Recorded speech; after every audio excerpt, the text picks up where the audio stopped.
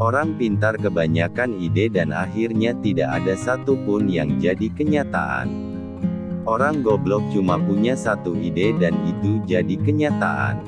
Orang goblok sulit dapat pekerjaan, akhirnya buka usaha sendiri.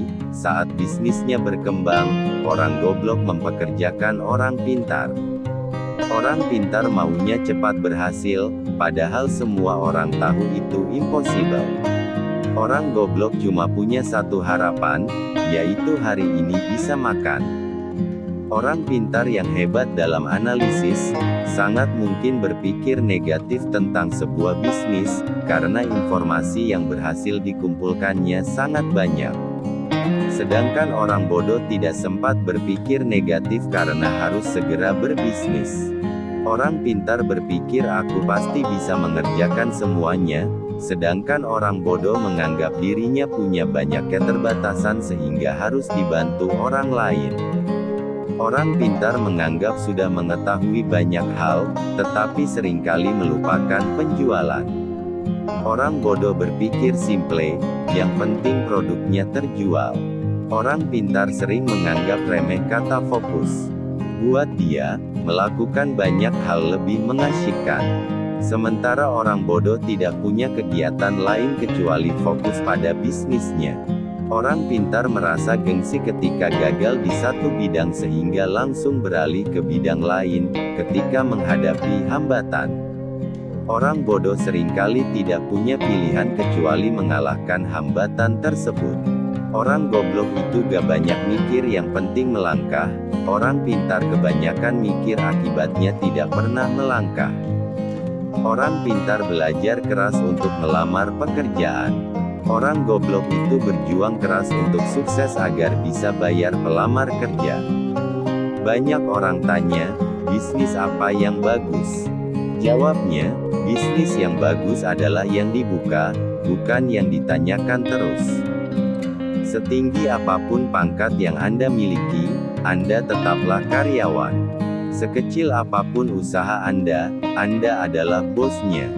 Kamu ini bangun pagi, mandi, pamit kerja, pakai seragam, kaki dibungkus sepatu, berangkat pagi pulang malam, bayaran gak seberapa, kerja apa dikerjain. Bisnis itu hanya modal dengkul, bahkan jika Anda tidak punya dengkul, pinjam dengkul orang lain. Berhenti membuat rencana, melangkahlah. Yang beneran punya, nggak akan banyak bicara seperti mereka yang berlagak sok punya.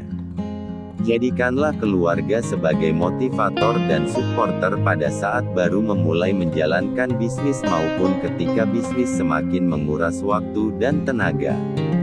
Tidak bekerja setengah-setengah. Apabila telah memulai suatu usaha maka kerjakanlah dengan serius.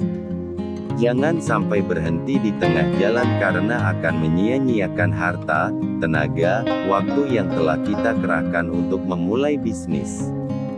Kegagalan adalah bumbu kehidupan. Kegagalan membuat kita bisa menjadi manusia yang tangguh. Saya bisnis cari rugi, ketika rugi saya semangat, dan jika untung bertambah rasa syukur saya. Saya tidak mau pengalaman dan pengetahuan yang saya miliki terkubur bersama tubuh saya ketika mati kelak. Melangkah tanpa perlu tujuan, memiskinkan diri tetapi gagal miskin. Aku kerja nikmat, orang lain bilang kerja keras. Banyak orang bilang saya orang gila, hingga akhirnya mereka dapat melihat kesuksesan saya karena hasil kegilaan saya. Sekolah terbaik adalah sekolah jalanan, yaitu sekolah yang memberikan kebebasan kepada muridnya supaya kreatif. Seorang pintar sekalipun tetap berperilaku bodoh dengan mencampur adukan keuangan pribadi dan perusahaan. Urutan kerja diurut berdasarkan prioritas sehingga tidak ada pekerjaan menumpuk di akhir-akhir. Dengan mengingat Allah, hati menjadi tenang. Dalam segala aktivitas kita, maka akan bernilai ibadah. Banyak orang bodoh yang banyak mengandalkan semangat dan kerja keras plus sedikit kerja cerdas, menjadikannya sukses dalam berbisnis.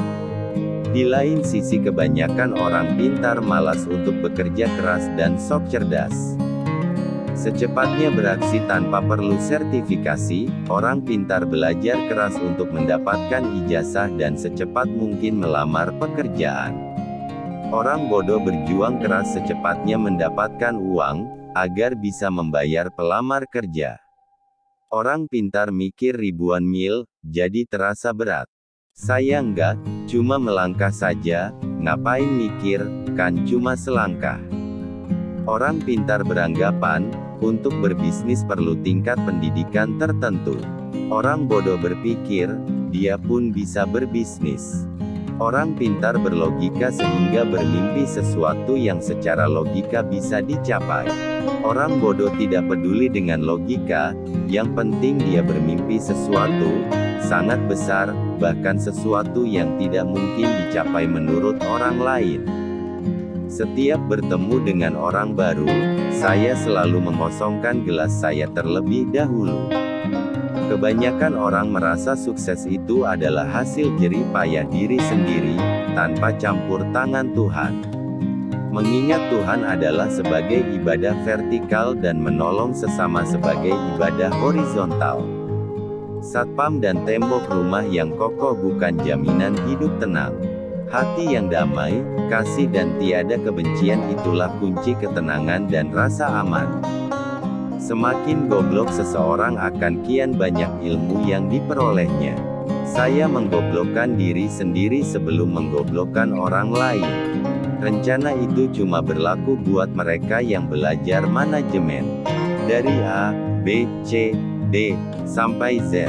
Padahal dalam bisnis tidak ada yang seperti itu, bisnis tidak mungkin lurus dan runut saja. Tapi sayangnya di sekolah kita sudah terlalu sering diajarkan bikin rencana. Padahal rencana itu racun, bencana. Kemauan harus dilandasi dengan tekad yang bulat, dan harus berani dalam mengambil peluang yang ada.